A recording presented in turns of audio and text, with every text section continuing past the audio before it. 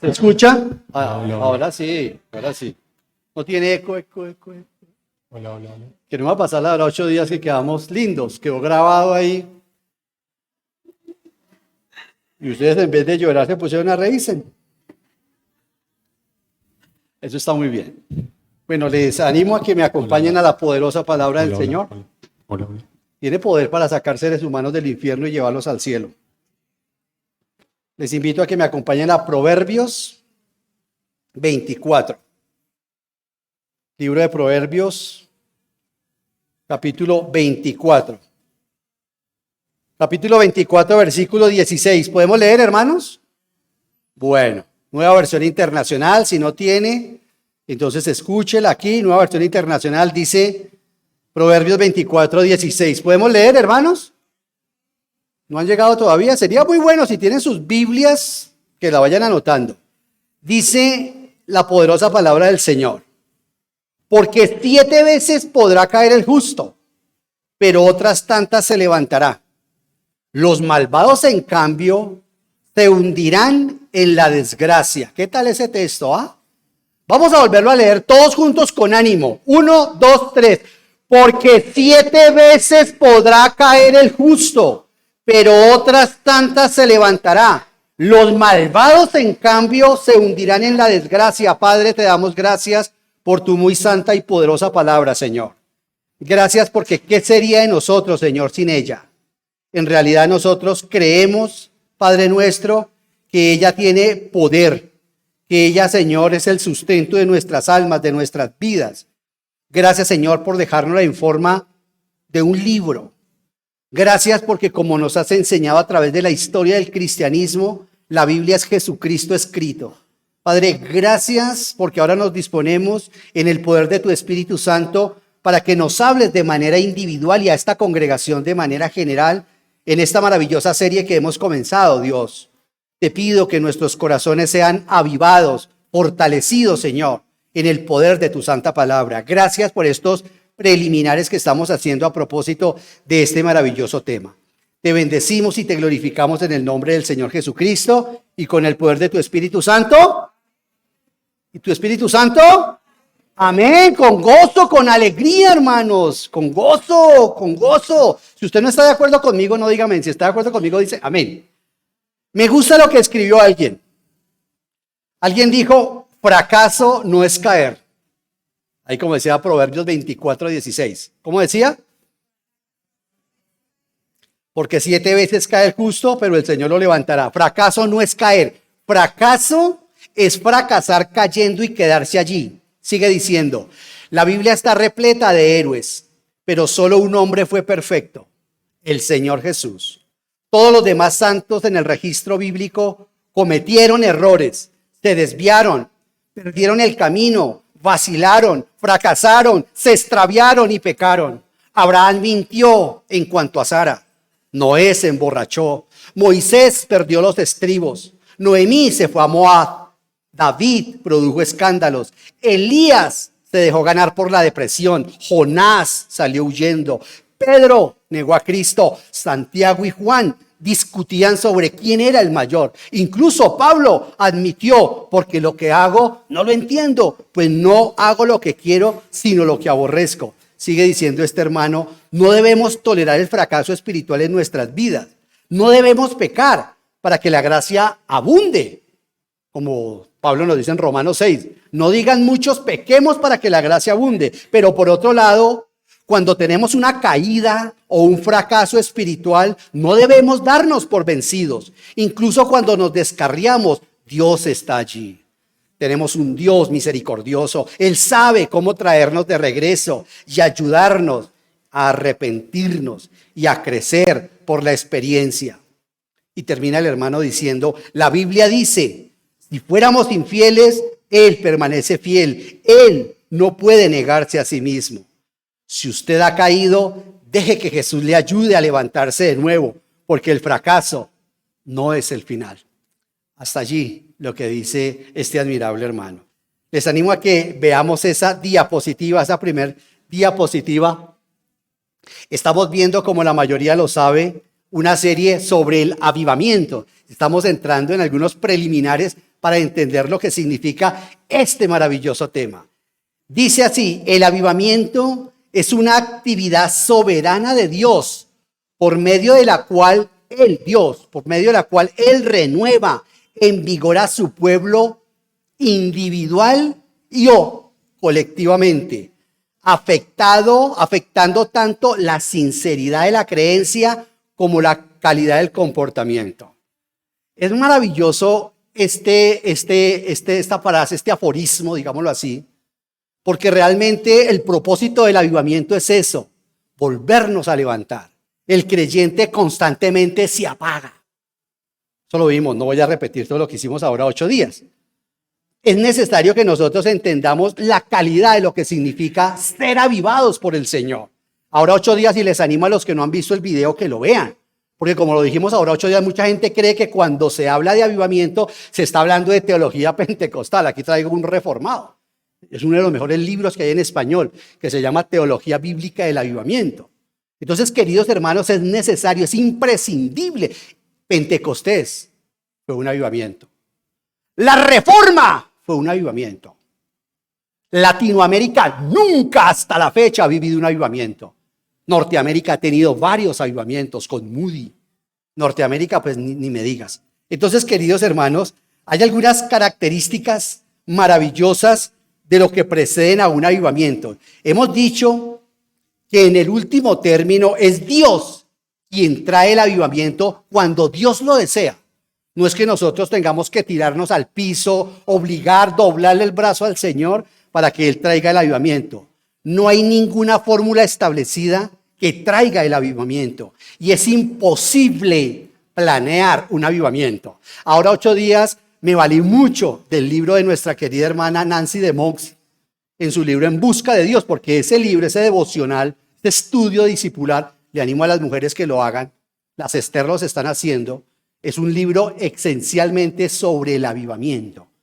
Entonces, queridos hermanos, no hay ninguna fórmula establecida, repito, que traiga el avivamiento. Es imposible hacer eso. No podemos, vamos a planificar para que el Señor traiga un avivamiento. No, como lo estaremos viendo, si el Señor me da licencia a lo largo de este año, veremos que el avivamiento es cuando su pueblo está sumido en el pecado, dormido, apagado. Por eso dice el Señor, por eso dice el salmista: avívanos, Señor, avívanos. Y ahora 8 días decíamos en las diapositivas, el avivamiento es para los santos que se han apagado. Los inconversos no pueden ser avivados. El inconverso necesita ser regenerado, nacer de nuevo. El avivamiento es para el cristiano que se apaga, que cae en el pecado, que coquetea con el mundo, que coquetea constantemente con el pecado. Algo parecido a lo de Sansón. Entonces, queridos hermanos, repito, a pesar de que nosotros no podemos doblarle el brazo al Señor para que Él envíe un avivamiento, es también necesario decir que cada vez que históricamente Dios envió un avivamiento, se dieron unas circunstancias cuando el Señor lo envió. No hay una sola excepción. Desde el primer avivamiento, que fue ¿cuándo? ¿Cuándo fue el primer avivamiento?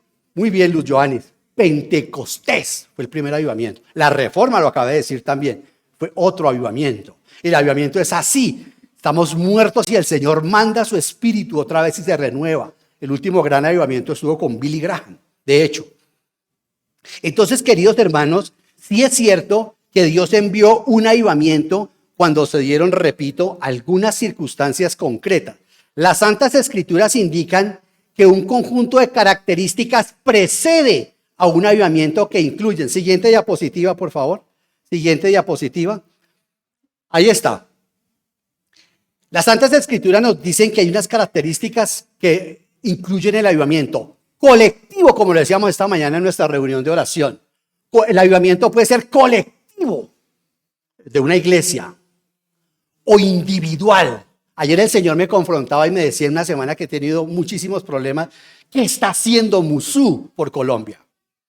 ¿Qué está haciendo esta iglesia local por nuestra nación? Es una pregunta que debemos hacerla y que tenemos que contestarla.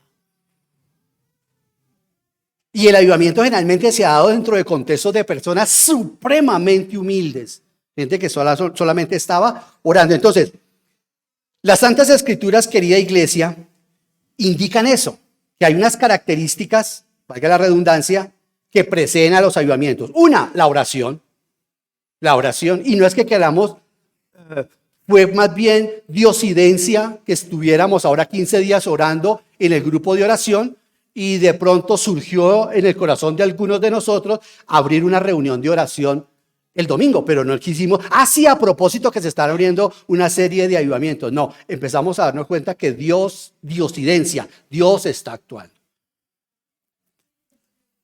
Dios está actuando. Otro elemento es un anhelo genuino de renovación en sus vidas. Eso se lo rodeaba Nancy DeMoss. Un avivamiento genuino. Señor, renuévame, Señor. Yo no quiero ser pecadora. Por lo menos ayúdame a controlar la lengua, dice. Y nosotros por lo menos decir, Señor, ayúdame por lo menos a controlar los ojos o a controlar mis reacciones. Dios de los cielos.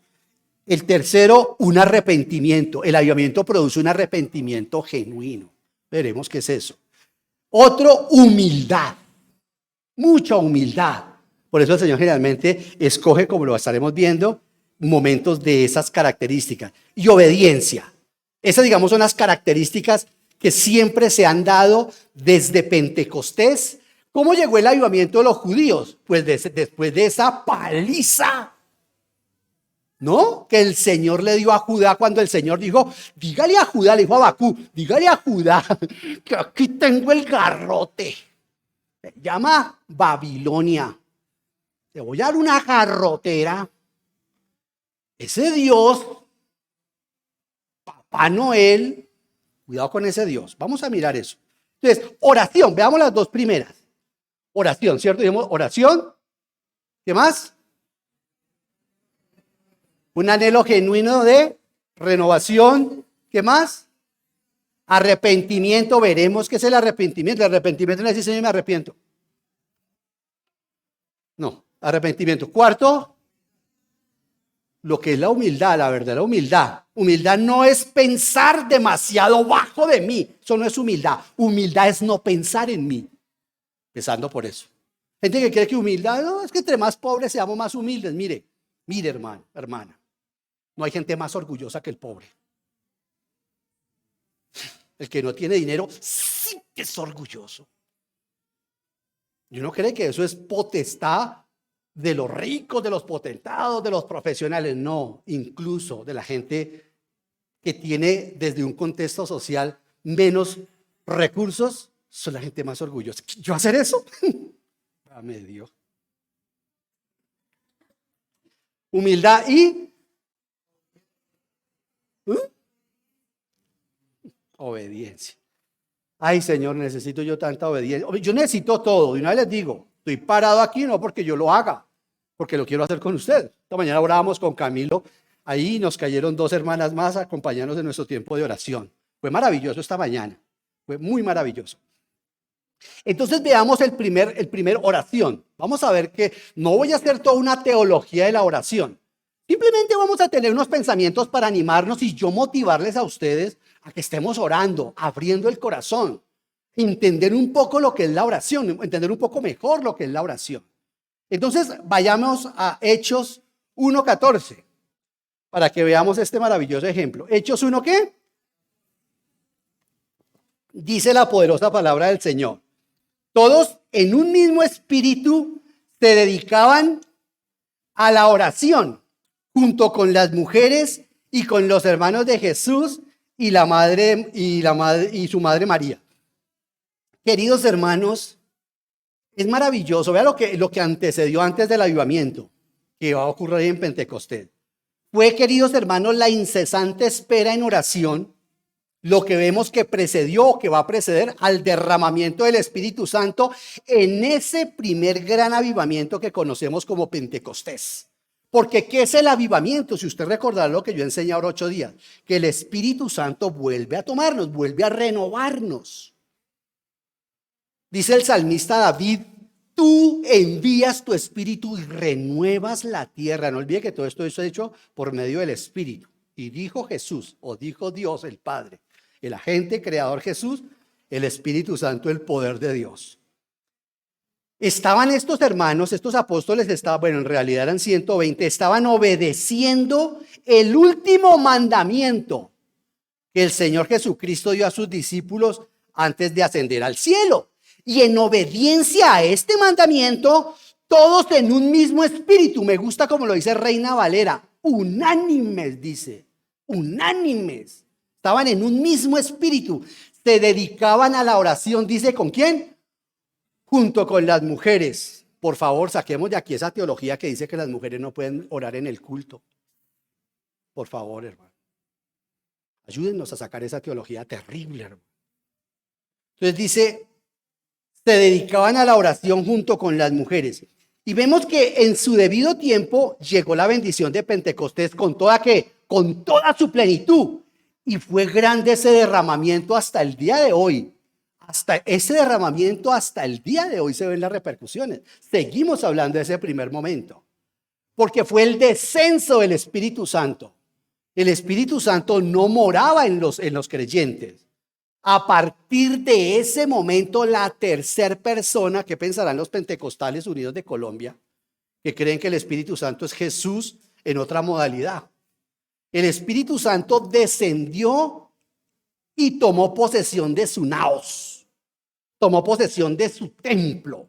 El naos en el templo del Antiguo Testamento era el lugar donde estaba la cortina, el lugar santísimo. Y Pablo dice en 1 Timoteo 3 que nosotros somos el naos de Dios. La iglesia es el templo. La palabra templo ahí es el naos. La parte donde la Chequina hacía su manifestación. Donde la gloria de Dios hacía su manifestación. Aquí la iglesia, aquí en este momento es donde el Señor hace su manifestación. ¿Por qué esto es iglesia en este momento? Porque está la iglesia reunida. La iglesia no es una institución. La iglesia somos nosotros. Amén. Entonces, queridos hermanos, aquí tenemos el verdadero modelo y la medida de todos los avivamientos subsiguientes. Porque todos los que van a ocurrir a lo largo de la historia, no sé si usted encuentre otro diferente a este, parezco vendedor de libros. Aquí está todo el recorrido en el siglo XX. En realidad no ha habido un avivamiento, o no hubo un avivamiento sino hasta el 1904. Pero eso lo venían cuajando Spurgeon con la palabra en Inglaterra, Moody con el mover del Espíritu Santo, porque se mueven juntos.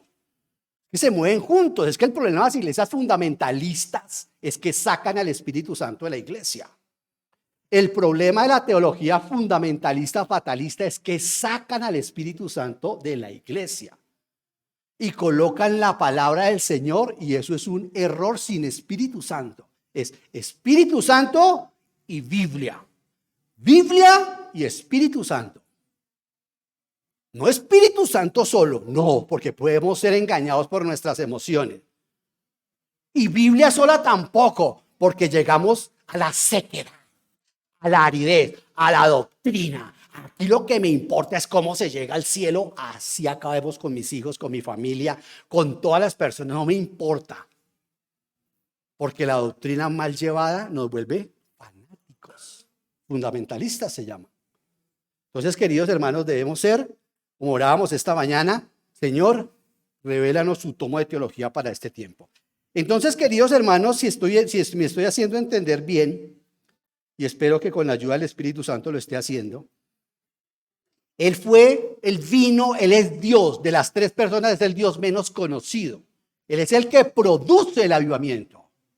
Él es el que hace el milagro de que la iglesia vuelva a salir.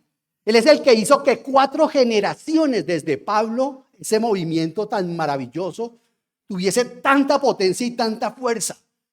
Que si la iglesia primitiva, mira lo que dice F.F. Brooks, si la iglesia primitiva, escucha esto, si la iglesia primitiva, después que salió de Jerusalén, la iglesia primitiva, hubiese seguido con el mismo fuego del Espíritu Santo que tuvieron Pablo, Timoteo, los sucesores de Timoteo y los que alcanzaron los sucesores de Timoteo, o sea, la 4ª generación, ¿sabe qué dice él? 52 veces al año 2000 hubiera sido evangelizado el mundo. Si la iglesia hubiera continuado con ese fervor que tuvo las primeras 4 generaciones, y al día de hoy el mundo todavía no ha sido evangelizado. Pues ahí tenemos unos misioneros, bienvenidos a propósito de la familia Casemiro, Yoquima, bienvenidos, son misioneros, van a ir a la tribu, porque nunca ha sido evangelizado el mundo en su totalidad. ¿Pueden creerlo? Si hubieran seguido con ese fuego, nosotros hubiéramos seguido con ese fuego al día de hoy, bueno, al año 2000, 52 veces el mundo hubiera sido evangelizado. Entonces, queridos hermanos, aquí tenemos el modelo, el verdadero modelo y la medida de todos los avivamientos que fue la oración, ¿qué? Oración ferviente, persistente e inoportuna. Cristo nos mandó a ser inoportunos con Él. Cristo dio una parábola donde dijo, sean inoportunos. Y puso al juez injusto y a la viuda, a la cual el juez no quería. Y dice el Señor Jesucristo que esta viuda todos los días le decía, hazme justicia, hazme justicia, hazme justicia, hazme justicia. Cristo enseña la oración inoportuna. Debemos ser inoportunos. A mí me encanta cuando estoy en un restaurante y con los comensales que estoy, pues con mi familia, pues lo doy por descontado. Pero con personas así no conozcan a Cristo, les digo, ¿le incomoda que ore por los alimentos? Nunca me han dicho no. Jamás me han dicho no. Y si me dicen sí, le digo, discúlpeme que se incomode porque igual voy a orar. Entonces, queridos hermanos, necesitamos oración ferviente, persistente e inoportuna. Eso es lo que necesitamos hoy si queremos experimentar de nuevo el gran acontecimiento de un avivamiento cristiano. Que estemos orando, pidiendo, clamando al Señor. Dios mío, renuévame, renuévanos. Es una oración que nosotros necesitamos entender, una oración verdadera y auténticamente con el Señor. La oración real es una práctica cristiana que no es realizada con facilidad. Así le he puesto a este punto. La oración real. Y esa oración real no es fácil hacerla. Es una práctica que realizarla no se hace con mucha facilidad. Porque la oración real que prevalece es un ejercicio, escucha esto, un ejercicio atlético del espíritu humano que requiere disciplina y entrenamiento riguroso. Vamos, oremos. Padre, te damos muchas gracias. Bueno, no quiero menospreciar la oración de nadie. Pero cuando no hay fuego, cuando el carbón se apaga, cuando realmente nosotros no estamos ardiendo, como dice la palabra del Señor, orando al Señor con corazones ardiendo, pues muy seguramente que de la predicación no sale aceite. Porque el proceso, la maravilla de la oración, de hablar con el Señor, no le estoy otorgando, paréntesis, poder ahora a la oración, sino al ejercicio de la oración. Nosotros adoramos y honramos y alabamos al Dios de la oración y sabemos que Él es el que hace el milagro. Cierro el paréntesis. Estoy hablando es del ejercicio, porque esto no es fácil. Es gimnasia espiritual. Orar es gimnasia espiritual.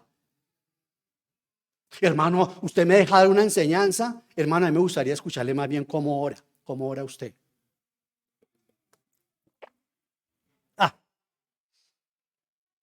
No sé, hay personas que uno de pronto le puede decir a una persona, hermano, ore, pero no diga, querido Padre Celestial, no diga Padre, no diga Señor. No diga Padre y no diga Señor. No puede orar, porque lo tienes de muletilla. Es una muletilla. Padre, Señor y Señor y Señor. No nombre Señor. Dile Jesús. No lo tutees en una oración. ¿Alguna vez has orado con el Señor sin tutearlo? Ahora, no quiero decir que no lo tutees. Lo que quiero decir es, despierta la verdadera realidad de que estás con Él. De que está allí, de que va a encender el fuego, de que va a tocar nuestros corazones. La oración real que prevalece, repito, es un ejercicio atlético del espíritu humano que requiere mucha disciplina, que requiere entrenamiento riguroso, pero la mayoría de las personas oran cuando tienen tiempo. Esta mañana decíamos en oración que nosotros estamos en guerra. ¿Por qué es tan difícil orar? Preguntábamos. ¿Por qué es difícil orar? Porque es guerra. Es guerra espiritual. Por eso es tan difícil. No se conoce debajo del universo algo más que las tiñas Satanás o a sus huestes. No. La guerra espiritual es la oración. Decía nuestro pastor, y le contaba esta mañana a mis hermanos, les voy a estar contando intimidades. Nos decía nuestro pastor animándonos para que oráramos nosotros. Decía, yo veo la oración de esta manera, nos contaba él. Yo veo la oración a los ángeles con un garrote en la mano, decía él. Así, con un garrote en la mano y a los demonios molestándonos. Pero ellos listos para golpear a los demonios y a espantarlos de nuestras vidas y a los problemas, pero solamente cuando comenzábamos a orar. Cuando comenzábamos a orar, comenzaba la paloterapia. Pim, pim, pim, pim, pim, pim. Qué hermoso como se hacía su ejercicio de niño. ¿Usted no ha visto qué pensará un niño cuando ora? Queridos hermanos, que poco saben los que no han luchado con Dios cara a cara. Que pocos saben lo que es la oración. Que pocos saben esta palabra de Jacob. No te dejaré hasta que me bendigas. Eso fue una lucha, lo dijimos ahora 8 días. Una pelea cuerpo a cuerpo, face to face con Jacob. Y el Señor Jesucristo, el ángel del Señor. Una batalla de oración, una pelea de oración. Usted ha peleado toda la noche con el Señor. Pelea, hay un himno que dice eso, ¿no, Jesse? Queridos hermanos, ¿usted ha luchado con Dios cara a cara? ¿Usted le ha dicho, no te dejaré hasta que me bendigas?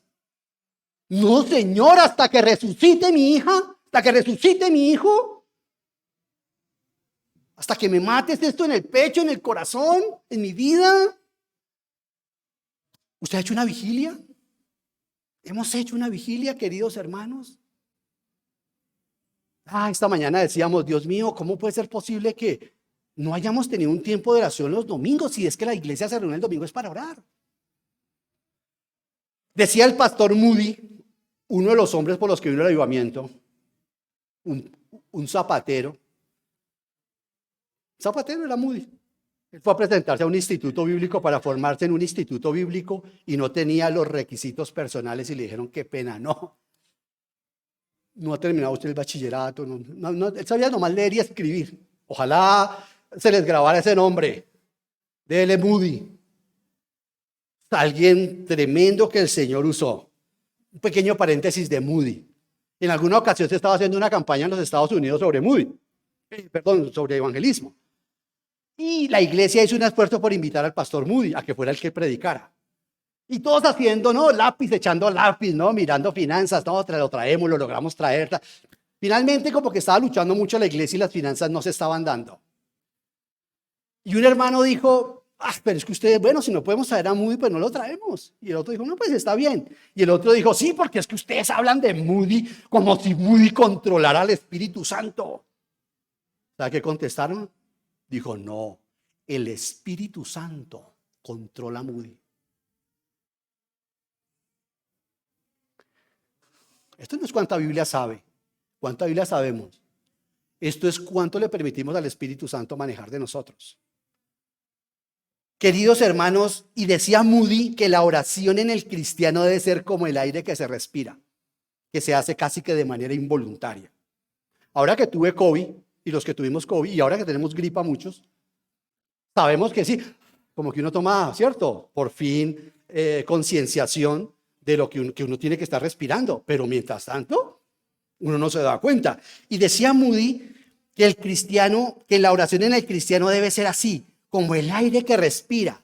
Y algunos teólogos, amigos y hermanos que nos acompañan, han enfatizado tanto la espontaneidad y la naturalidad de la oración en el creyente que la han comparado eso con el hecho de la respiración, como si resultase un ejercicio natural fácil. Porque no lograban entender lo que Moody estaba diciendo. Como si eso fuese algo natural, tan fácil y automático como respirar. Pues hermano, por más que yo quería respirar con COVID, no podía respirar. No podía. Tuvieron que utilizar una cantidad de cosas para que yo pudiera respirar. No estoy insultando su inteligencia, yo sé que usted lo sabe. Quiero hacer la paralelo con relación a la oración. No, queridos hermanos, eso no era lo que se refería a Moody. Lo que quería decir Moody cuando decía que la oración en el cristiano debe ser como respirar. Inhala, exhala, inhalamos, exhalamos. Lo que quería decir Moody con eso es: la oración es tan vital para nuestro espíritu como la respiración para el cuerpo, pero no tiene nada de fácil. Orar no es fácil. Orar no es un acto reflejo ni mecánico. Nosotros nos pavoneamos mucho diciendo que los católicos romanos rezan. Muchas de las oraciones de los evangélicos protestantes son rezos. Orar no es un acto reflejo, queridos hermanos, ni mecánico. Es una relación personal mantenida con el esfuerzo de la fe, sabiendo que está ahí como viendo al invisible. Es un esfuerzo personal que mantenemos en el esfuerzo de la fe, valga la redundancia, y en el sentido de los deberes con Dios. Yo tengo que hablar con mi Señor. Decía Martín Lutero cuando estaba en esas faenas impresionantes, impactantes, memorables e inmortales. Hoy tengo tantas cosas que hacer, decía Martín Lutero, que necesito 2 horas para orar. O sea, orar no es lo último que tenemos que hacer. A veces uno pregunta a una persona: ¿ya oraste en este problema en que está? Estamos aquí en una gazapera en el trabajo. ¿Ya oraste? No, todavía no. Orar es lo primero, no lo último. Orar no, por eso queremos tener con la ayuda del Señor 2 reuniones de oraciones semanales. Bienvenido, eso no es obligación. Orar no es algo sencillo. Orar no es sencillo. Hay que pagar un precio. Y el precio es una libertad controlada, con una concentración resuelta. Con una concentración resuelta en una súplica agonizante. En una súplica agonizante, como decía John Knox: Señor, regálame a Escocia. Señor, regálame a Escocia. Regálame a Escocia para ti. Era tan impactante las oraciones del Señor Jesucristo, Lucas 11, que los apóstoles le dijeron: enséñanos a orar. ¿Qué hablas con Dios? Cristo oraba.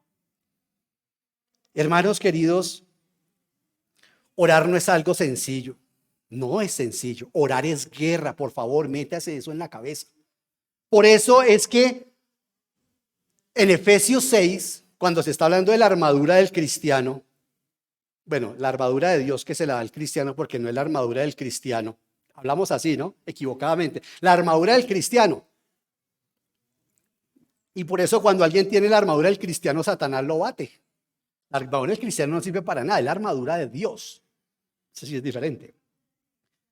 Y dice, cuando Pablo ha dado las partes de las piezas de la armadura, dice: y todo esto orando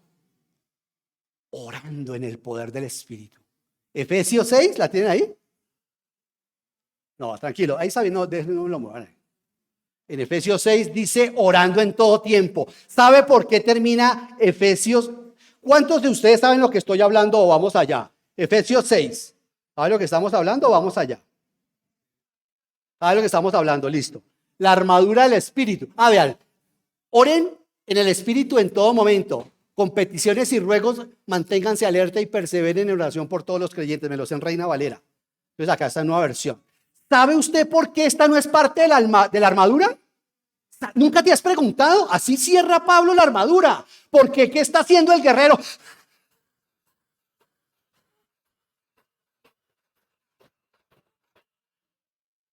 La analogía hasta donde llega. Es el aliento. La oración es el aliento, eso no es un arma, es el aliento. La guerra misma, donde nos estamos batiendo con Satanás, con las huestes infernales, dice Pablo en Efesios 6.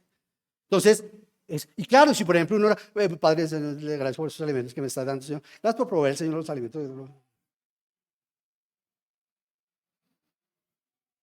Hermano, ¿estás haciendo un llamado a nuestra conciencia? Sí, que estamos orando muy mal. Entonces, queridos hermanos, Repito, orar no es algo sencillo. Hay que pagar un precio. Y ese precio es una libertad controlada con una concentración resuelta de una súplica agonizante. ¿Cuánto se demoraban las oraciones de los salmistas? Hay oraciones que no duran un minuto. Usted ha cronometrado, yo he cronometrado. En una versión internacional y en Reina Valera he cronometrado la oración de Elías. La oración que está ahí en Reyes. ¿Sabe cuánto dura esa oración? Dura 33 segundos. Y llovió fuego. Y se lamió hasta el agua. 33 segundos. A Dios no lo descrestamos con nuestras palabras, sino con nuestro corazón. Permanecer en la presencia de Dios desnudando el alma ante su visión. Eso no es fácil. ¿Qué es la oración ferviente, la oración real, la oración perseverante, la oración concentrada, la oración que tiene súplica? Es permanecer en la presencia de Dios, desnudando el alma ante su visión. Y eso cuesta todo. ¿Sabe cuánto cuesta eso? Todo. Y si no, repasemos la última oración que tuvimos como esposos. Y verá que mucha de la oración que tuvimos como esposos de pronto fue para echarle decirle cosas a ella, ¿cierto? Mandándoselo a decir por medio del Señor. Pero no nos desnudamos el alma. ¿Cómo una persona puede casarse con alguien que no es creyente? Si tienen que orar juntos. Si un hombre allí donde va a decir, Señor, estoy luchando con la impureza sexual, Señor. No, ¿cómo que le ocurre que yo voy a decir eso? Después mi mujer, después de que terminemos la oración, pues maduremos. Y eso es duro. No hablo como el que ya lo hace todo. Hablo como el que está en la lucha. Permanecer en la presencia de Dios desnudando el alma ante su visión.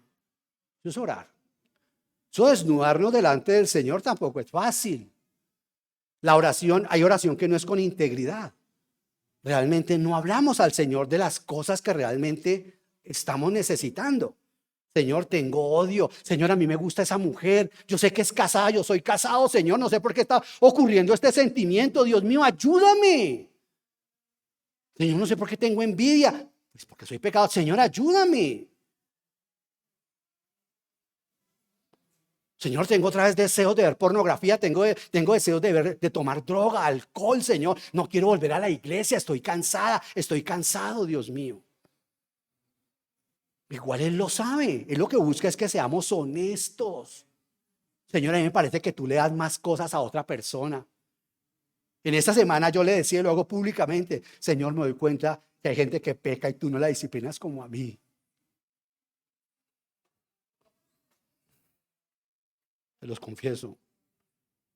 Y he luchado con esa oración. Y ellos creen que eres Papá Noel. Y salen las cosas, Señor. Pecan y le salen las cosas, Dios mío. Nada de enfermedades.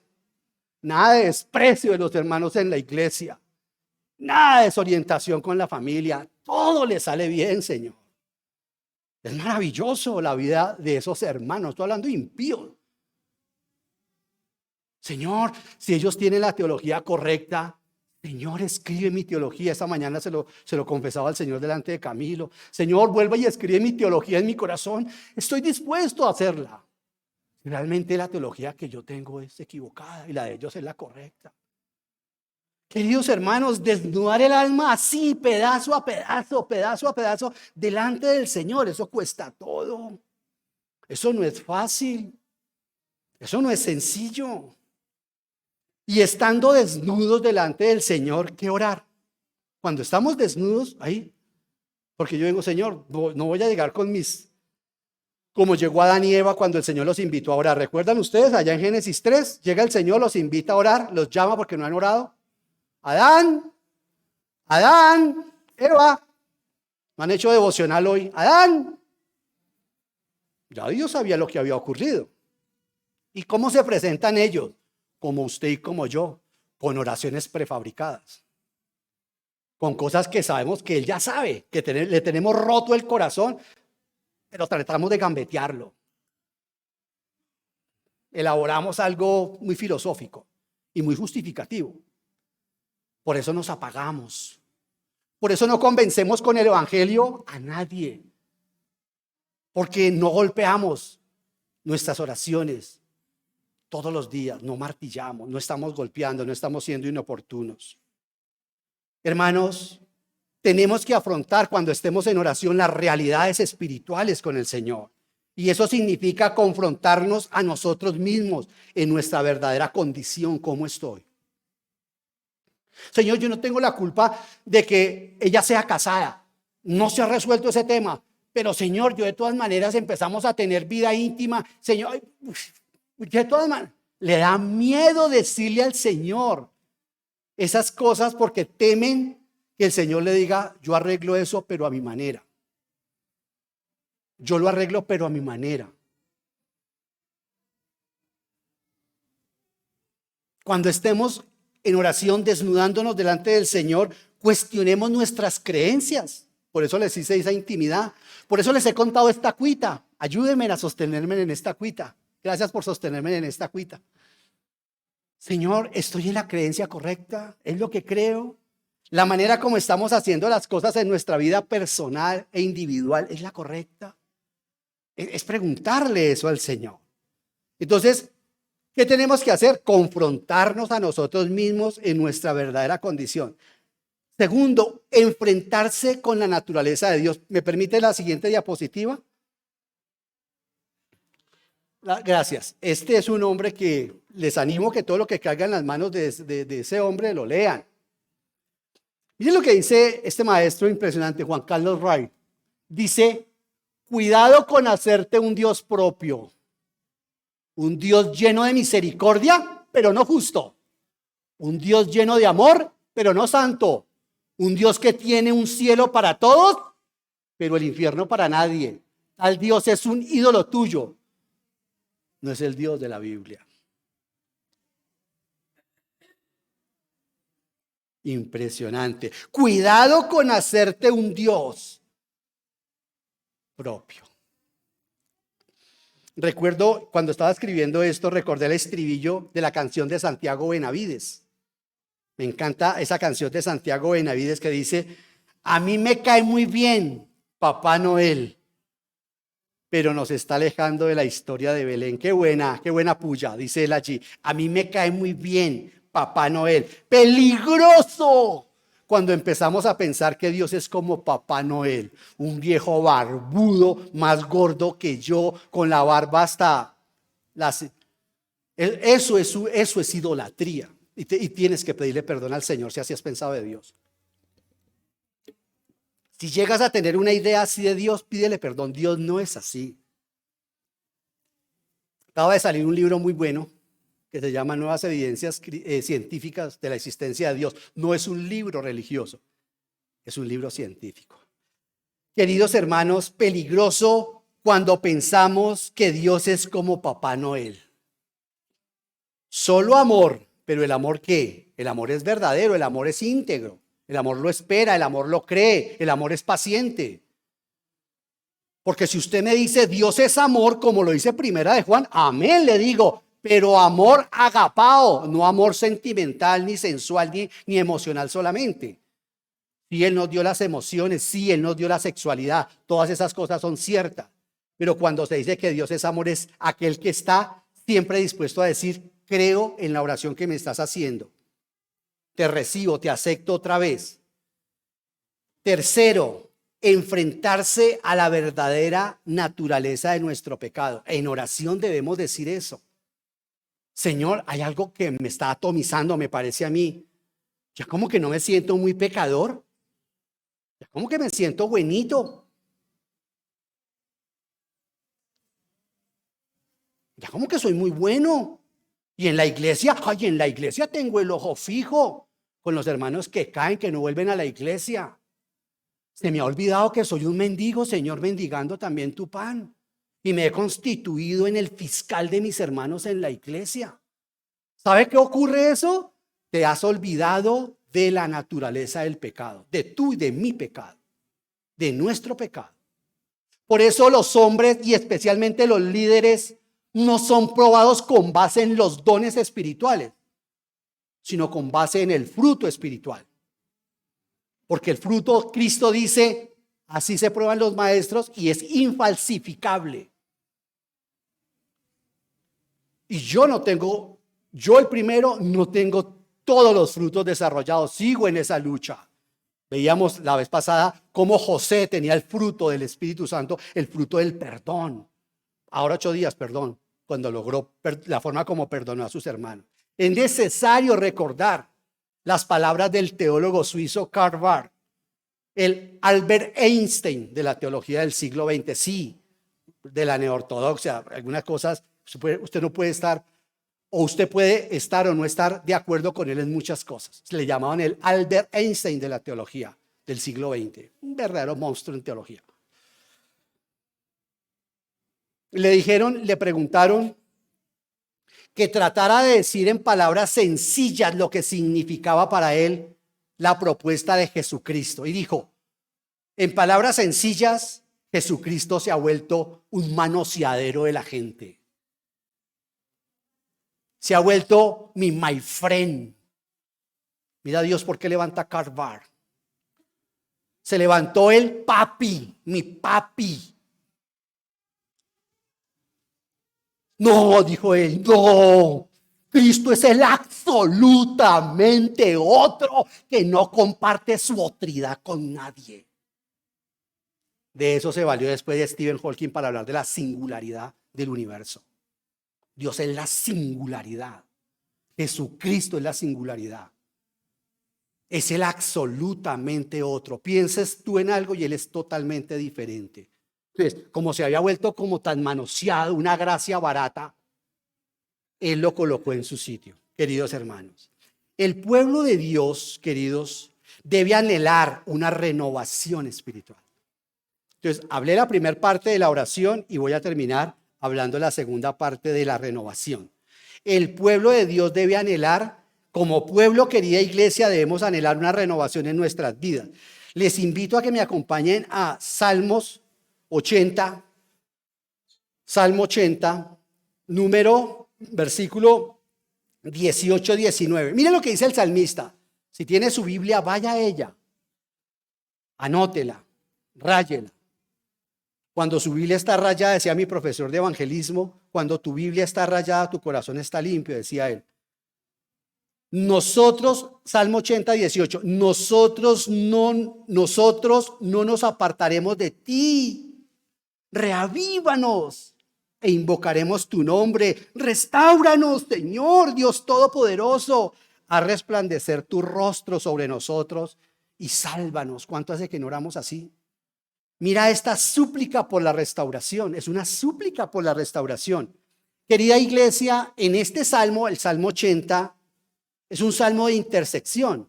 El salmista está suplicando por un avivamiento para su nación, por una renovación del pueblo de Dios a un estado de bendición, que vuelvan a tener bendición, que vuelvan a tener la buena voluntad de Dios. ¿A usted no le da miedo perder la bendición de Dios y la buena voluntad de Dios? A mí me asusta esa palabra que dice, y sabrán que es tenerme por enemigo. Cuando el Señor dice eso, y sabrán que es tenerme por enemigo. Atentamente Ezequiel, así se llama su libro. Y sabrán quién es el Señor. Si usted me dice una frase que sintetice, Romanos, la justicia de Dios. La frase que sintetiza, Primera Timoteo, la iglesia ejemplar. La frase que sintetiza Ezequiel, y sabrán quién soy yo. Y sabrán quién soy yo. Más de 50 veces lo dicen, y sabrán quién soy yo. Terrible frase. Eso no es un Dios que no hace daño, un Dios que encuentra sus formas. Queridos hermanos, el salmista está pidiendo por bendición, está pidiendo por una buena voluntad para el pueblo. Y este salmo describe a un pueblo cuya protección divina se había derrumbado. Ellos creían, ellos decían, Jeremías, eres mentiroso, Jeremías. El Señor ha dicho que no va a permitir que Nabucodonosor pise el templo. Eres un mentiroso, él ha prometido. Porque ellos usaban la profecía de Isaías. Y el Señor sí prometió que no pisarían el templo Sennacherib y los asirios. Babilonia no, los babilonios dijo, yo voy a, se lo dijo a Abacú. Entonces esta gente aprendió la lección. El Señor dejó que se metieran los ladrones a la casa, se llevaron hasta los computadores, se llevan hasta el perro, ¿no? Ahí se lo llevan. Pesaba mucho nuestro perro, si no se lo hubieran cargado también. Cuando uno siente que la protección de Dios se ha ido, que se ha derrumbado, y ellos sabían que Dios los había dejado expuestos a todos los ataques exteriores. Mírenlo ahí, Salmo 80, 12, 13. Dice el salmista, confesando su pecado, confesándoselo al Señor por su pueblo y pidiendo que otra vez el Señor lo restaure. Mire lo que dice el versículo 12. ¿Por qué has derribado sus muros? Todos los que pasan le arrancan uvas. Los jabalíes del bosque la destruyen. Los animales salvajes la devoran. Porque ese es el secreto. Usted no puede leer los salmos porque has derribado a sus... Los salmos son oraciones llorando. ¿Qué decía Elías en esos 33 segundos mientras estaba en forma de posición de yoga? Decía, respóndeme, respóndeme, Jehová, respóndeme, respóndeme. Que esta gente sepa que tú me mandaste, que fuiste tú, Señor. Respóndeme, Señor. 33 segundos. Queridos, el Señor le había dicho a Elías que hiciera eso. Dios le ha dicho en su Biblia lo que quiere en su matrimonio, en su vida, en su trabajo, en sus finanzas, en la iglesia. Dios se lo ha dicho. Dios no lo ha dicho, queridos hermanos. Ellos han comido pan de lágrimas. Mire la muenda, mire qué pela la que este hombre, que creemos que es Asaf, la pela que el Señor les ha dado. Igual que cuando uno ha castigado a un hijo, mi papá cuando me castigaba a mí, mi padre, yo esos días vivía súper con él. En realidad con la correa él me golpeó o me disciplinó como 5 veces, pero qué bien me hizo. Esos días eran súper con él.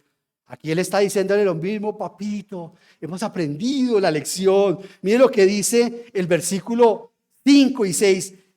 Dice 5 y 6 del 80. Dice, por comida le has dado pan de lágrimas, por bebida lágrimas en abundancia. Nos has hecho motivo de contienda para nuestros vecinos. Nuestros enemigos se burlan de nosotros. ¡Qué paliza! Inolvidable, inolvidable. Ellos han comido pan de lágrimas y han sido objeto de burla. Como dice Proverbios, no hay nada más duro que cuando el creyente cae delante del impío. En la oficina, en el trabajo, en el fútbol, en el deporte. No cuando nos ganan deportivamente, sino cuando el impío dice, no, creo que estás equivocado. Es así, así, así. Y uno dice, y me está hablando por la burra de Balaán, el Señor. Cuando el Señor te hable de su palabra por la boca de un impío, te está usando una burra, te está diciendo, eres como Balaam, un hechicero. Yo sé que Reina Valera dice que un falso profeta, la palabra original es un hechicero, era un brujo. Balaam no fue un profeta verdadero. Queridos hermanos, mire esto, y con toda humildad el salmista intercede para que Dios les muestre una vez más su bondad. Para que el Señor haga resplandecer su rostro sobre el remanente que invocan su nombre. Voy a ir desde el versículo 1. Léalo conmigo y hagamos de nosotros esta oración. Hagamos de este salmo nuestra restauración. Tómelo para usted, lea la Biblia así. Si la Biblia a usted no le habla, eso no tiene sentido. Deje ese libro a un lado. No, ya ellos murieron. Usted tiene que coger la Biblia y volverla a práctica para su vida. Mire el salmo dice uno. Pastor de Israel, qué manera tan hermosa. ¿Sabe qué? Yo estoy al lado de ese tipo y le digo, pastor, ser un pastor, eso era en ese contexto, era algo muy deplorable. David tenía esa intimidad y lo llamaba, él es mi pastor, pastor de Israel, claro que se parece que es Asaf. Tú que guías a José como a un rebaño, tú que reinas entre los querubines, escúchanos, resplandece Versículo 3, restáuranos, oh Dios, haz resplandecer tu rostro sobre nosotros y salva a mi familia, sálvanos, Señor. Señor, me están echando del trabajo, Señor, me están echando de la iglesia, me están de donde sea, sálvanos, Señor. Una enfermedad. Versículo 7, restáuranos otra vez, restáuranos, oh Dios, avívanos. Oh Dios Todopoderoso, haz resplandecer tu rostro sobre nosotros y sálvanos. Versículo 14 y 15. Vuélvete a nosotros, oh Dios Todopoderoso. Asómate a vernos desde el cielo y brinda tus cuidados a esta vid. Es la raíz que plantaste con tu diestra. Es el vástago que has criado para ti. Increíble, hermano. Qué oración tan clamorosa. Señor, no sé por qué me sacaste del hoyo donde yo estaba. Y no hay nadie mejor para saber que yo no merezco ser cristiano. Yo ni siquiera merezco estar delante de tu pueblo, Señor. Señor, acuérdate que fuiste tú quien me pusiste. Mira, es una súplica por el avivamiento esto. Porque las emociones del salmista se ven de una forma maravillosamente de apuro. Es la oración del pueblo justo.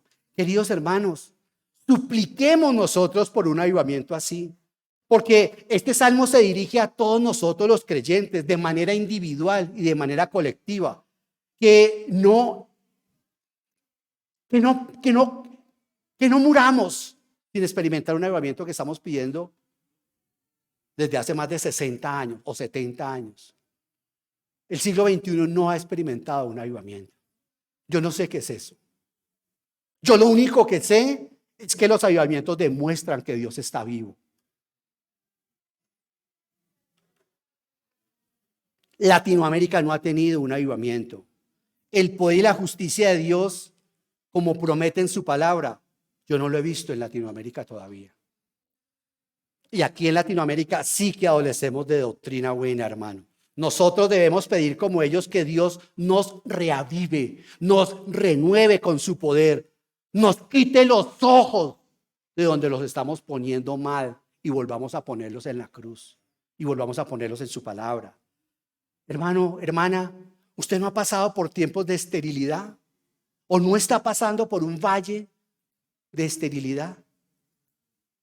Las vidas espirituales se secan, se lo aseguro.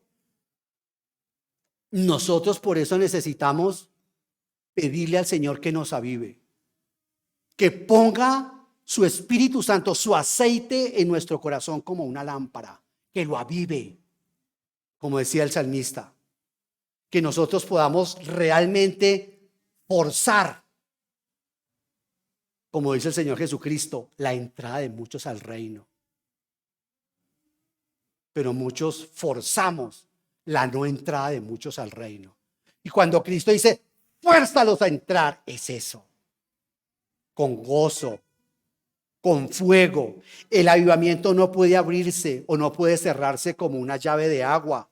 No. Pero como hemos visto, sí hay condiciones que debemos cumplir, que se deben cumplir si el soberano Dios, si Él en su voluntad, como lo seguiremos viendo, decide otorgarnos un avivamiento. Ovidio, no hubo avivamiento para Bogotá. Bueno, no hubo avivamiento para la iglesia Aposento Alto Musú. Bueno, pero hubo avivamiento para mí. Gloria a Dios. Eso es lo que necesitamos. Con uno solo es más que suficiente. Tengo tiempo, me quedan 2 minutos. Permítame leer esto, por favor. Los grandes avivamientos de la historia han seguido invariablemente a la oración de los cristianos, que sintieron en profundidad la causa y el honor del nombre santo de Cristo y la salvación de las almas de sus semejantes. Oh, si hubiera hoy esa santa preocupación que obligara a los cristianos a postrarse sobre sus rodillas. Encuentro muy acertado, dijo Andrés Bonar, lo que escribió Samuel Rutherford. Él abre comillas y dice: un lecho humedecido por las lágrimas, una garganta seca de tanto orar, unos ojos como fuentes de lágrimas por los pecados de la tierra, son difíciles de encontrar entre nosotros. Que Dios nos perdone. Esas palabras son más trágicamente verdaderas hoy que hace 300 años, cuando fueron escritas por primera vez. La oración es guerra. asalta las puertas del cielo y conmueve los cimientos del infierno. Es la ocupación constante de un verdadero y resuelto guerrero cristiano, a quien el apóstol exhorta a orar con toda oración y súplica en todo tiempo en el Espíritu, y así velad con toda perseverancia y súplica por los santos. Efesios 6:18. Es el único camino a la formación espiritual, a la victoria y a la santidad. Es el gran prerequisito del avivamiento. Una vida sin oración es una vida sin poder, estéril, sumida en un sueño profundo. La oración es combatida por nuestro cuerpo, que se refleja en la indolencia e inventa la excusa del cansancio cuando nuestro espíritu clama por oración. La oración es combatida también por nuestra mente, que utiliza el tiempo apartado para la devoción como una oportunidad para entretenerse en vanidades e imaginaciones profanas. La oración es combatida y con furiosa y rabiosa furia por el diablo, que permite al cristiano ocuparse en cualquier trabajo espiritual, excepto en el de la oración. Juan Bunyan sabía que iba a experimentar la oposición de Satanás cuando se pusiera de rodillas.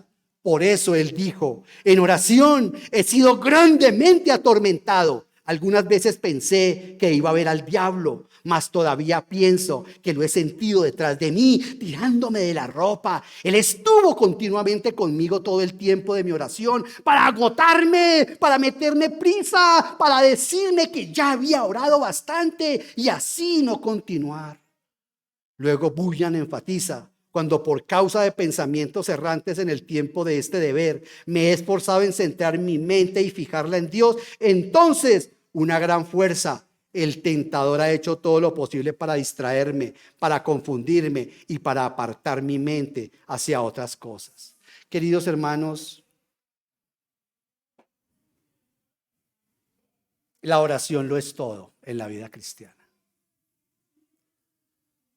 Moody, en sus grandes campañas, en esas tarimas enormes que se levantaban, una vez le preguntaron cómo lo hacía. Y Moody, detrás de las cortinas, habían 3 mujeres orando, de rodillas ahí, por cada avivamiento. Dijo: no me preguntéis por milagros, como si yo los hiciera. Estos que se salvan y estos que se sanan son las respuestas de estas mujeres, no las mías. Padre, te damos gracias. Padre, te bendecimos y te glorificamos. Padre,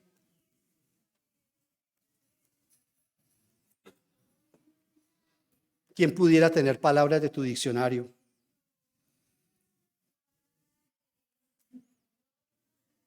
Señor, gracias por invitarnos a disponer nuestras vidas y nuestros corazones contigo. No son las oraciones elaboradas, masticadas previamente, las que mejor te suenan. De hecho, como solía decir alguien, no son nuestras palabras las que tú escuchas. Tú no eres como las mujeres que les gusta escuchar palabras bonitas, así no sean verdaderas. Tú no eres como los hombres que abogas porque hayan palabras que nos adulen y nos inflen el ego. Tú eres Dios. Y en Jesucristo, la palabra verdadera, quieres que entreguemos nuestras ansias, nuestras cuitas, nuestras debilidades. Señor, estamos cumpliendo cerca de 15 años en este lugar, Dios. En 8 días lo haremos. Padre, te pedimos que tomes el control de nuestras vidas, de esta iglesia local. Sí, Señor, estamos muy agradecidos por toda la gente que tú has salvado en esta iglesia local. Pero queremos también, Señor Santísimo, volver a probarlo, volver a decirte como el salmista: Señor, hemos escuchado estas cosas maravillosas que en otro tiempo hiciste. Hazlas en este tiempo, Señor. Glorifícate otra vez, Señor. Que tus enemigos huyan, bendito Señor. Que se den cuenta, verdadero Dios, que tú usas instrumentos tan frágiles como nosotros Padre, oramos por nuestra nación, oramos por la inyección que esta iglesia local tiene también como compromiso, como un candelabro que tú has levantado y has encendido para que afecte nuestra ciudad, para que afecte el entorno, su familia, su vida con el evangelio, Dios. Padre, avívanos, Señor, que así como vimos ese milagro maravilloso en Juan 2, donde tú permitiste que el Espíritu Santo se apoderara de esa boda en donde se había terminado el vino, muchos de nosotros, Señor, hemos dejado de exhalar el buque de tu Espíritu Santo. Oh Señor, que la gente que nos vea reconozca que tenemos un nuevo olor y un nuevo sabor, porque el Espíritu está avivando nuestras vidas. Señor, estamos sumidos e inmersos en el pecado. Perdónanos, Dios mío. Convéncenos, Padre Celestial, no solamente de lo que tú y yo sabemos, sino de la necesidad de cambiar delante de nosotros mismos y delante de tus ojos, Señor. Ayúdanos a desnudarnos. No es fácil hacerlo delante de un médico. Sin embargo, Señor, tú eres el doctor del alma. Por favor, toma el control de nuestras vidas y de este lugar. Te lo pedimos en el nombre de Cristo Jesús. Amén. Amén. Señor les bendiga.